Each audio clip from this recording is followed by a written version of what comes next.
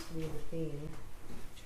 Issues came up at the end of the day yesterday at the close of the defendant's direct examination, at which point I invited both sides to submit anything that needed to be dealt with in the morning or that you wanted me to consider for purposes of going forward with the cross-examination, correct? Yes, sir. Okay. And so, in the early morning hours, as is our habit in this case, I received a filing by the people. So I want to let the people make a record of that.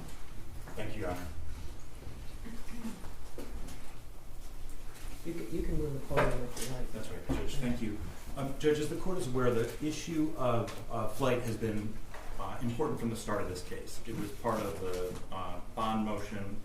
The allegation has always been by the prosecution that the defendant was fleeing from prosecution, that in contrast to the public statements by her attorney, that she was not returning, that she would not turn herself in. We recognize that that made her attorney possibly a witness in her defense regarding flight. We pointed that out. We pointed out repeatedly. We asked the court to include that as part of a waiver. She consistently waived her right to have her attorney act as a witness on her behalf.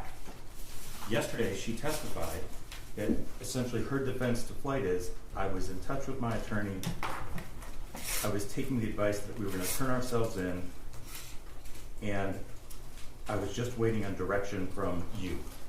Speaking about Ms. Smith. Judge, under the case law in Michigan, in particular, I think how is helpful, she's waived the privilege.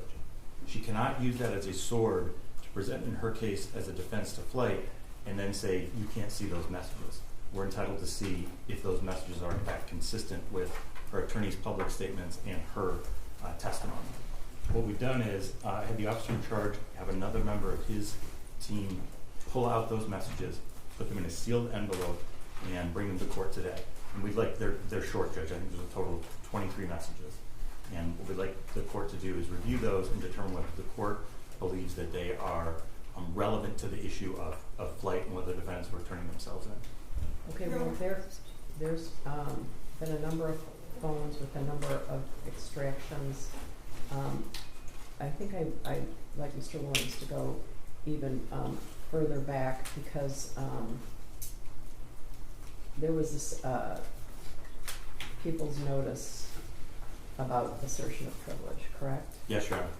Okay, so can you describe that for the record? Judge, so what happened was we had a total of This was before the trial?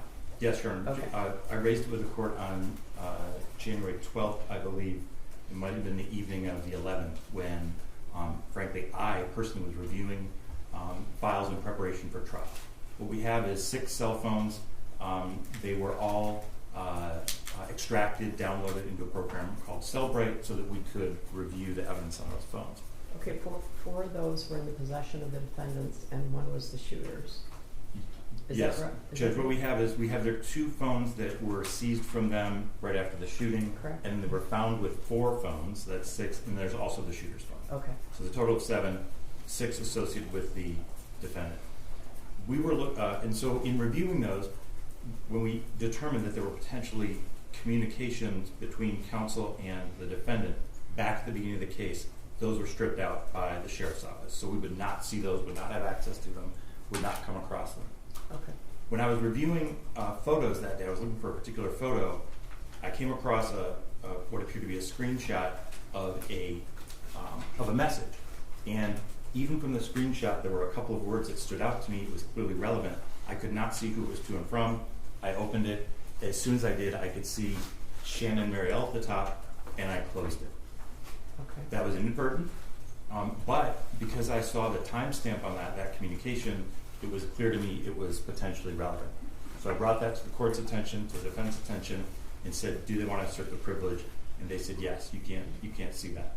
Okay. We did no further investigation. Right. And so now the defendant has testified and she has waived the privilege. She's now relying on her attorney's advice and testifying that that's the basis for her claim that she did not flee. All right. May I respond? Yeah. Your Honor, I have not seen what the prosecution has uncovered. Well, they haven't seen it either. Okay. I don't even remember, honestly, what texts there were. I have no memory of this. But what I will say is when I had my client on the stand and I was asking her what her intentions were, I was asking her what her plan was, and I thought her testimony was going to be, I planned to go to Novi on this day at this time. I didn't plan for her to say, my attorney told me to do this. That was the plan we had.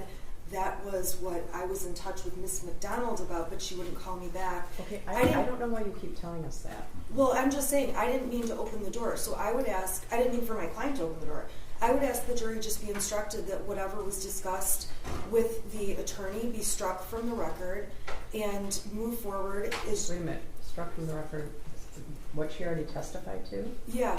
That is not happening. Okay, then I object, Your Honor. I don't think that my client opened the door to all privilege being waived. And to be honest, I don't even know what they're talking about. So until everybody sees it, Okay, well, you want everybody to see it? No, I don't. I'm objecting to anyone Okay, what do you opening mean it. everybody's seeing it? Though he's specifically saying that there are potential texts between you and your client. So an investigator may have extracted this information, or presumably the prosecution has not seen it. But if it's a communication between you and your client, presumably you have seen it at one time. I don't know that it's between me and my client. It says Shannon Marielle on there. I don't know which of the phone numbers they saved. I don't know. Okay, I have no text on my phone, so I don't know. I went through to look through my own phone. I don't have anything. I don't know what they're talking about. Even the screenshot he sent, I don't know where that came from. Well, Judge, then obviously... Do you know which phone it's from? Yes, it's from the defendant's burner phone. And we can tell that because of the context of the other messages on the phone. Okay, so it's her phone. That's Her phone, but I don't know who. At that time, Marielle and I were both in touch with Mrs. Crumbley, and that's it doesn't matter who it is. yeah. I'm just saying I don't know if Marielle sent texts. I don't know if they were. I don't know who the phone number is that's called Shannon Marielle. Okay, but I guess the thing we're grappling with here is whether or not your client, obviously the privilege belongs to her. The privilege is like the theme of this trial, right? So the privilege belonged to her. So really the question is whether or not she waived the privilege. I would have to say that this would be a dangerous precedent. To be honest, Mr. Williams, when we ended the day, as we do every day with upheaval, I assumed that your concerns were the fact that she testified that she went to bed at 11 o'clock, took 4 Xanax, and then was later asked when the police came into the room, were you, this is an exact quote, were you aware there was anything going on? No, we were not. And and that would have been at 1:30 in the morning per the body cam. So I thought that's what your concerns were directed at. So, Judge, I think the testimony was there were a swarm of officers on scene by 11:16 a.m. And then, in fact, if the Was there? Okay. PM, So, I'm sorry, PM. okay, we were, I'm put in a difficult position because some of these transcripts are not immediately available. But I had my staff, who's probably on the verge of resigning, based on my requests of them, pull testimony of David Shaw. Didn't David Shaw say he was there before midnight, got the call at 11:30, was on call, lives 20 to 25 minutes away, was at the building an hour and a half to 2 hours before entered where the defendant was at 1:33. So, Judge, Mr. Kirtley testified that he called 911. That was at 10:43 p.m. Okay. That there were officers on the scene within 5 to 10 minutes.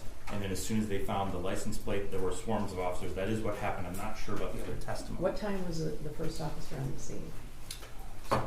It was before 11. It was someone before Mr. Shaw. Yes. Oh, okay, so I told the wrong officer. What's his name? Crumbley? May I just, so Corporal Shaw was a member of the Detroit SWAT team, so he Oh, was he was a recalled. SWAT, okay. That's right, Judge. So he was recalled once officers were already on scene and set up a perimeter. Okay, The testimony that came in through Mr. Kirkley, the individual who called 911, was that he called 911 at 10:43. Then we watched the video where he walked into the building. At the end of the video, you see the two Detroit police officers pulling up on scene shortly before 11 o'clock. His testimony was that he met with them, and then there were swarms and swarms of officers. okay. And so, Judge, it's relevant just in the fact that the defendant is texting anyone at 11:16 p.m., but it's especially relevant that she's commenting on her status and now saying, the reason I didn't give myself up was because my attorney told me not to. Well, I already agreed with Mr. Keast last night that he would, I guess the theme is you can't use your shield as a sword. Yes. So I already agreed with Mr. Keast yesterday that he could ask the defendant, you said that you were asleep by 11 o'clock. Yeah. Isn't it true that you were texting your lawyer as of 11:16? So that's already a ruling of this court. The question now is whether or not I'm willing to go farther than that based on the privilege and the dangerous precedent. But Judge, I think the case law is clear. Defendant didn't have to testify and she did not have to rely on her attorney. I also think Ms. Smith's argument that she was just going to say she was going to novi, well, she would not have known that on her own. That was clearly information she got from her attorney. So what she wants to say is, Judge, I didn't know what to do. I was relying on my attorney. I wasn't fleeing. And the question is that in fact what she had been told, or was she doing that on her own? We'll only know that if the court reviews these messages in camera. It doesn't mean they're admissible. What it means is the court will determine if they're possibly relevant, let us see them, and then of course we'd have a discussion or a ruling on whether or not they're actually admissible. okay, what did you say? I've seen some of the extractions, piles of extractions from here. So I guess I don't know what you'd be referring to. I don't know that I'm willing to do that. That sets a dangerous precedent. Judge, I don't think it does to do it in camera. Privileges can be waived. And I this know defendant privileges has can be waived.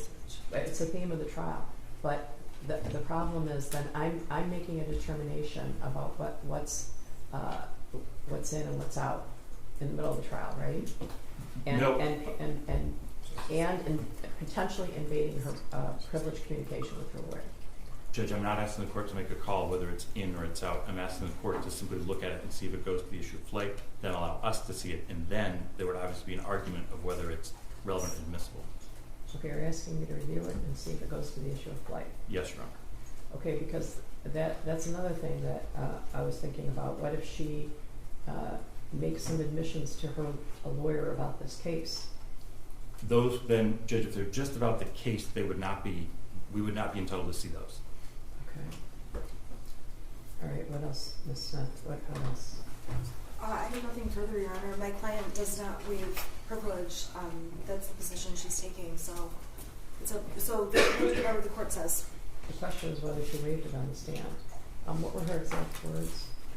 Judge, she said, the question was, Ms. Smith, all right, so what, okay, so you know you're charged, which by the way, Judge, they knew they were charged. They suspected they were being charged on December 1st.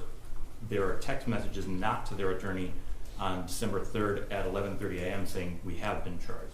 So she knew she'd been charged. Ms. Smith said, so you know you're charged and you know they want you. What was your plan at that point? Well, I was in touch with my attorney, Ms. Smith, me, you, the answer, Ms. Crumbley, you. And I was taking your advice that we're going to turn ourselves in. And then further on, Ms. Smith, okay, ultimately on the night of the 3rd, were you aware on Friday afternoon if you could go into court that afternoon? What was your awareness? Defendant, I was not aware that we could go into court that afternoon. I was just waiting on direction from you. All right, I'm going to take a brief recess. All rise.